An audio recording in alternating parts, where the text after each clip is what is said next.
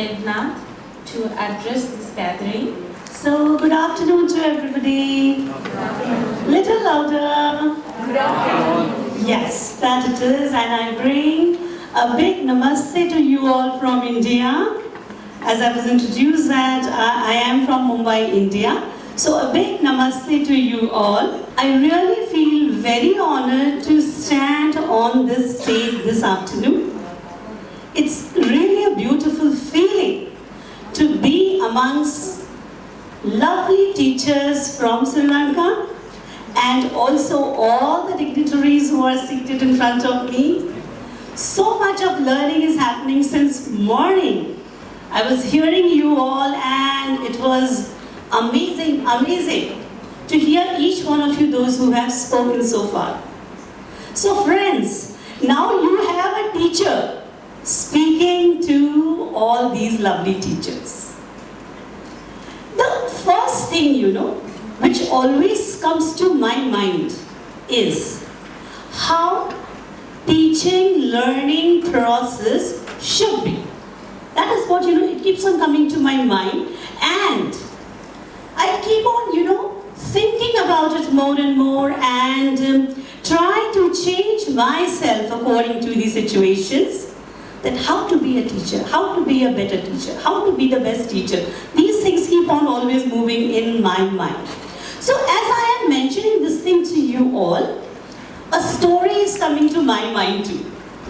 So stories after another story coming from, there was a great king in India, King Akbar, Emperor Akbar, great person, Emperor Akbar.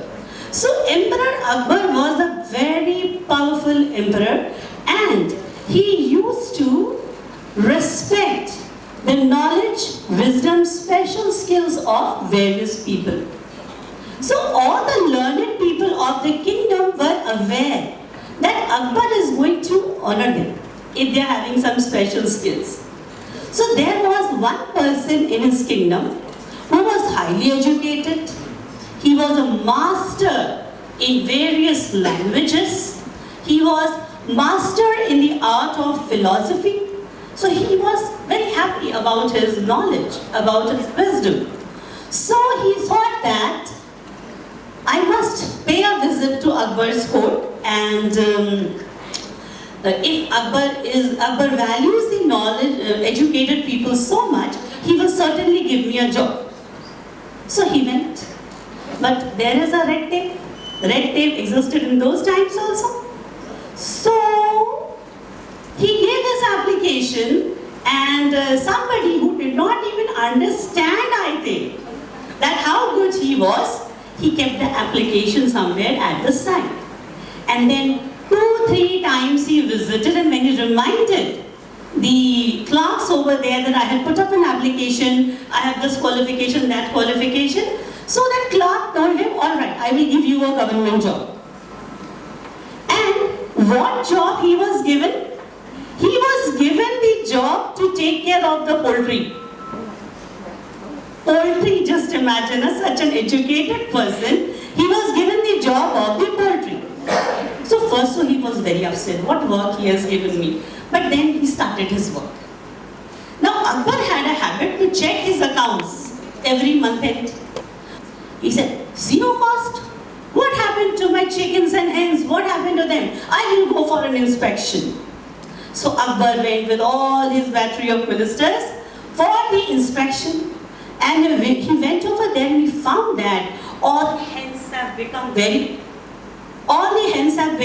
healthy. Number of hens have also increased. So he said, 0 cost. So this gentleman was called. He said, how did you manage this 0 cost and such good results? So he said, sir, nothing. What happens, your kitchen is so large, every day so much of food is cooked over there, and ultimately something is left, they throw it away. So he started gathering all this food and he started feeding the hens. So cost became 0, but hens were healthier. Number of hens also increased. So Akbar said, oh, you are so good, so smart. Now this fellow started thinking, wow, I will get a good job now. He said, you are fantastic. I make you in charge of the library. Now Again he said, library. He was expecting some, good job. Library. He said, okay, library. So he started doing his work for the library. Then again, 1 month ended. Again, Akbar sat with his books of accounts. And then he sees, library cost has become 0. 0 library cost? What is happening to my books? I will go for an inspection. So he went for an inspection, and when Akbar went to the library, mind you friends, what he found over there? All the books are having silk covers. Beautifully arranged, silk covers. And cost is 0. Who is in charge of this library? Bring him to him. Bring him to me. So again the same fellow comes in. He says, are you a magic? Wherever you go, you make the cost is 0. And how did you manage all this? He said, nothing, sir. So many people send you applications, letters every day. To wrap it up, they all wrap it up in silk and they give it. And then it is thrown away. So I told the royal tailor that don't throw these. Make covers for the book with this. So cost is 0. Now Akbar paid a good attention to this fellow. He said, this person is something of a genius. He said, tell me about yourself. Who are you? So then he got his opportunity. He said, I am expert in so many languages. I know mathematics, I know economics, I know philosophy, blah, blah, blah, blah. He went on. Then Akbar said, what are you doing in the library? What were you doing at the poultry? He said, sir, what I was doing my work. That was a job given to me. So then Akbar said, sorry, we did not treat the expert well. And he was made one of the 9 jewels of Akbar. Famous 9 jewel. So his name was, he became very famous in front of the world as Mullah Do Pyaza. Everybody knows his name. So that was the journey. So, did you find the story interesting? Yes? Can I hear a yes? If you found it? Yes. Wow, fantastic. So you found the story interesting. But what lies at the bottom of this story? What comes to your mind? What was so special about Mullah Do Pyaza? That he was able to perform anywhere, wherever he was sent. What lies at the bottom of it? Sorry ma'am? Attitude, positive attitude, I 100% agree to you. But there was something more. He used this knowledge wherever he went in the proper way. Absolutely right. And that is what a learning process should be. That in whichever situation you are, you should be able to apply it in a successful manner to get huge success. That is what is the bottom line of this story.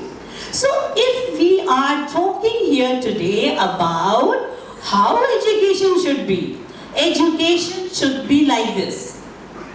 Teach one line, but that one line should go to your student's heart in such a manner that whatever situation you are putting in that person, he is able to perform.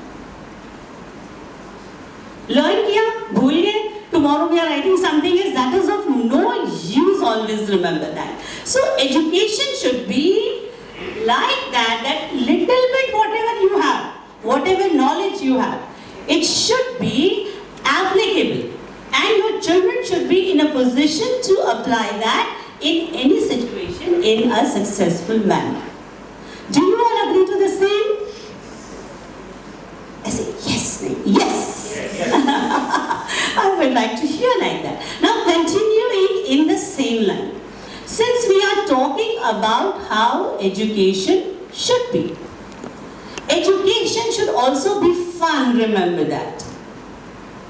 Because if the child is feeling pressured about learning something, it never reaches the heart, it never reaches the mind. Very momentary. He will mug it up, give the exam, pass it away and forget after that. But if the learning is done in a fun way, that learning remembers lifelong. So, coming back to it, education should be application based, should be practically oriented, plus education should always be fun. It should never be a pressure. And when I say pressure, not only pressure upon the child, it should not be a pressure on the teacher also. If the teacher is under pressure, teacher is also not performing 100%. So, it should be fun for both the parties. Going a little further, how education should be? Education should be such that the person who is educated is creative also, is constructive also, and the person should be able to take his knowledge to the next level. So if I say 1 and 1, 2, then the person who has learned that 1 and 1, 2 should be in a position to create something bigger than that. Then it becomes true education. And the last thing, the educators should always be open to continuous evaluation. I mean, how evaluation? Evaluation on papers? No, no, no. No. But how the evaluation? This is something, when I learned during the COVID pandemic. All of a sudden, all the teachers were asked to move to the online platform. So I remember the first day when I was taking my online class. I'm staring at a screen. I'm asking all these people to switch on their camera. Nobody switched on their cameras. So I was looking at a blank screen and chota sa one side my face was coming on that. So I was saying, what is happening? Then one idea came to my mind. I just sent a message to all the parents that you are also welcome to join the class along with the students. And moment you give this chance to mummies and papas, so they made the child also sit. They also sat with them. Every camera was on after that. And then, we had a beautiful interactive session not only with the children, but parents were also involved. And I still have those messages with me, okay, as the class used to get over. Immediately I used to get loads of texts from mummies, papas about what good I did in the class. And that thing was so encouraging. And it motivated me to prepare the lessons the best. Because I knew that there are people who are evaluating me sitting in front of the camera. So, being open to evaluation actually, helped me in a big way to prepare myself better. Every day I used to think of doing something new, something in a different manner. So, overall impact of this kind of a learning process, which most of the people said boring, not good, could not do good, I could have done better otherwise, I don't have that complaint. I don't have that complaint. Rather, I have a huge pool of good comments, good feedback coming from the other side of the party. So let me sum it up together.